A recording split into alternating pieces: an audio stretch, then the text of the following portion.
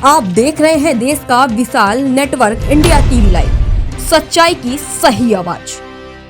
જેતપુર નવાગઢ નગરપાલિકા સંચાલિત મુક્તિધામમાં રોજગાર કર્મચારી નશાની હાલતમાં હોવાનું ડાકુઓનો આક્ષેપ। જેતપુરનું મુક્તિધામ નગરપાલિકા સંચાલિત હોય રોજમદાર કર્મચારી નશાની હાલતમાં ડાકુઓ સાથે રકઝક કરી શમશાનના ડાકુ મૃતક માટે સીડી લેવા આવ્યા હોય કર્મચારીએ નશાની હાલતમાં રકઝક કરી સીડી આપી હોવાનો આક્ષેપ। અંતિમ યાત્રા થઈ શમશાને આવેલા ડાકુઓ સાથે નશાની હાલતમાં મુક્તિધામમાં કામ કરતા કર્મચારી એ રકઝક કરી માથાકૂટ કરી હોવાનો આક્ષેપ। મૃતકના સંબંધીઓએ 112 નંબર ઉપર પોલીસને જાણ કરતા પોલીસ તાત્કાલિક જેતપુર મુક્તિધામ ખાતે પહોંચી। પોલીસે મુક્તિધામ પહોંચી નશાની હાલતમાં રહેલા કર્મચારીને પોલીસ સ્ટેશનમાં લઈ જઈ તપાસ હાથ ધરી છે। રિપોર્ટર વિજય વર્મા, જેતપુર। મારું નામ મેહુલ જીતુભાઈ ભેડા। તમે અહીંયા સમસાણે આવ્યા, શું પરિસ્થિતિ છે?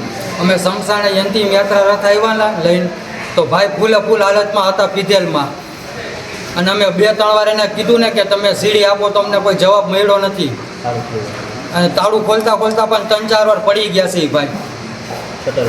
શટર ઊંચું નહોતું થતું, અંદર ચાલુ કર્યા વિનાનું મશીન છે ને એમને ધક્કો મારી દીધો છે ડેડ બોડીને।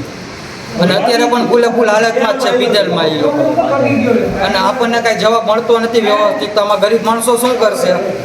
આ નોકરી ચાલુ નોકરી પીધેલમાં છે અત્યારે ફૂલે ફૂલ।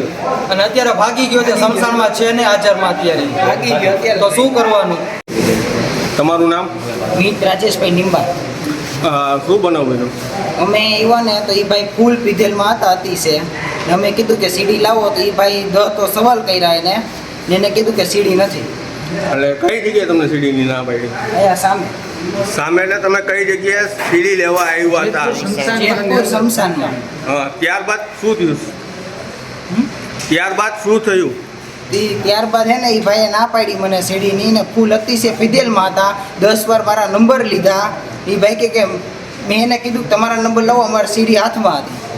એ ભાઈ કે હે ને તમે મારે તમારા નંબરનું કાંઈ કામ ન હોય, તમે નંબર આપો। એટલે ભાઈ એને સીડીની ના પાડી। देश और प्रदेश की खबरों के लिए अभी सब्सक्राइब कीजिए इंडिया टीवी लाइव, साथ ही बेल आइकन को दबाना बिल्कुल ना भूलें, जिससे सबसे पहले खबर आप तक पहुंच सके।